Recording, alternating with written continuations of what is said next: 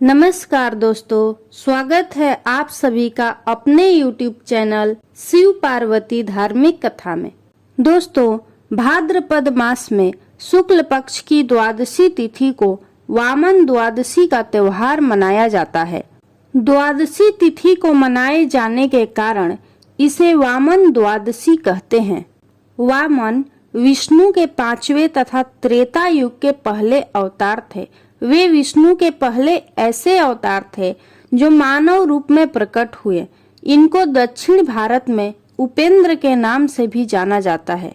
तो चलिए सुनते हैं वामन द्वादशी की कथा। लेकिन अगर अभी तक आपने हमारे इस YouTube चैनल को सब्सक्राइब नहीं किया है तो जल्दी से सब्सक्राइब करके बेल आइकन को दबा दें। साथ ही इस वीडियो को लाइक करें और ज्यादा से ज्यादा शेयर करें। वामन अवतार के विषय में श्रीमद् भगवद पुराण में एक कथा आती है, जिसके अनुसार एक बार देव दैत्य युद्ध में दैत्य पराजित हुए तथा मृत्य दैत्यों को लेकर वे अस्ताचल की ओर चले गए। दैत्यराज बलि की इंद्र वज्र से मृत्यु हो जाती है। तब दैत्य गुरु शुक्राचार्य अपनी मृत संजीवनी विद्या से बलि तथा दूसरे दैत्यों को जीवित तथा स्वस्थ कर देते हैं। राजा बलि के लिए शुक्राचार्य एक यज्ञ का आयोजन करते हैं तथा अग्नि से दिव्य बाण तथा अभेद कवच पाते हैं और असुर सेना अमरावती पर आक्रमण कर देती है। असुर सेना को आते देख देवराज इंद्र समझ जाते हैं कि इस बार वे असुरों का सामना नहीं कर पाएंगे और इसलिए देवता भाग जाते हैं। स्वर्ग दैत्यों की राजधानी बन जाता है। तब शुक्राचार्य राजा बलि के अमरावती पर अचल राज्य के लिए 100 अश्वमेघ यज्ञ का आयोजन करवाते हैं। इंद्र को राजा बलि की इच्छा का ज्ञान होता है कि राजा बलि के 100 यज्ञ पूरे होने पर फिर उनको स्वर्ग से कोई नहीं निकाल सकता है। इसलिए इंद्र भगवान विष्णु की शरण में जाते हैं तथा भगवान विष्णु इंद्र को सहायता करने का आश्वासन देते हैं। तब भगवान विष्णु वामन रूप में अदिति के गर्भ से उत्पन्न होने का वचन देते हैं। इधर कश्यप जी के कहने पर माता अदिति पयोव्रत का अनुष्ठान करती हैं, जो कि पुत्र प्राप्ति के लिए होता है। तब भाद्रपद मास की शुक्ल पक्ष की द्वादशी के दिन प्रभु माता अदिति के गर्भ से प्रकट हो अवतार लेते हैं तथा ब्रह्मचारी ब्राह्मण का रूप धारण करते हैं।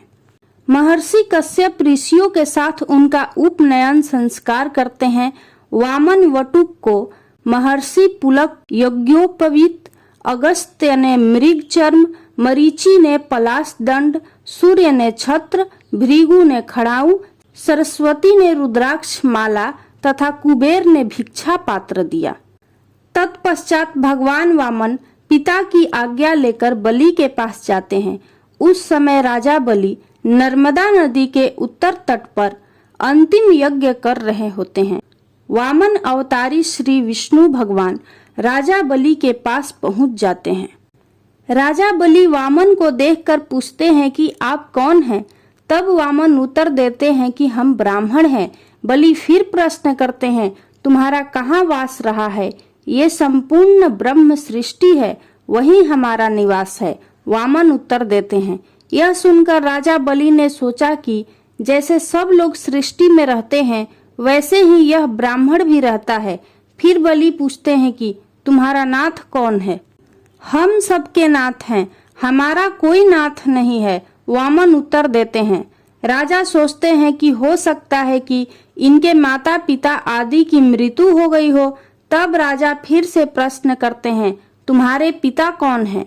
वामन उत्तर देते हैं कि पिता का स्मरण नहीं करते, अर्थात हमारा कोई पिता नहीं है, हम ही सबके पिता हैं। बलि पूछते हैं कि तुम मुझसे क्या चाहते हो? वामन उनसे भिक्षा मांगते हैं, 3 पग धरती। बलि को आश्चर्य होता है, वामन की 3 पग धरती तो बहुत थोड़ी होती है। वे कहते हैं, यह तो बहुत थोड़ी है। वामन कहते हैं कि इतने से हम तीनों लोकों की भावना करते हैं, अर्थात हम 3 पग में ही त्रिलोकी नाप लेंगे।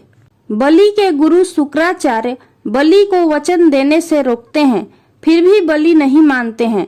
वामन एक पग में सभी लोग और दूसरे में पूरी धरती नाप लेते हैं। अब तीसरा पग रखने का स्थान नहीं रह जाता है। बलि के समक्ष संकट उत्पन्न हो जाता है कि वे अपना वचन कैसे निभाएं। तब वे अपना सिर आगे कर देते हैं।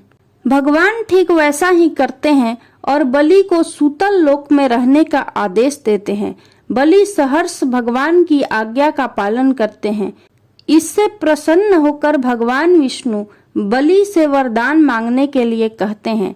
इस पर राजा बलि दिन रात भगवान को अपने पास दिव्य लोक में रहने का वर मांगते हैं तथा भगवान विष्णु अपना वचन पालन करते हुए राजा बलि का द्वारपाल बनना स्वीकार करते हैं, जिन्हें फिर बाद में देवी लक्ष्मी राजा बलि से वर मांगकर मुक्त करवा लेती हैं।